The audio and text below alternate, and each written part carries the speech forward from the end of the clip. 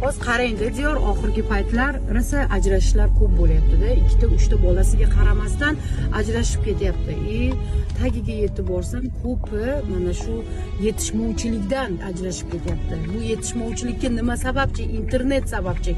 Internetdan kimnidir hayotini ko'rib, u mana shunaqa yashayapti, men mana bunaqa yashayman, uni eri mana shunaqa romantika qilyapti, men mani erimga romantika qilmayapti, u ko'p pul topyapti, mani erim ko'p pul topmaydi deb mana shunaqa yetishmovchilikdan ajrashib ketyapti. Hurmatli, mana shu ajrashadiganlar, mana shu ayollar, Allohim hammaga har xil taqdir bergan, hammaga har xil taqdir bergan.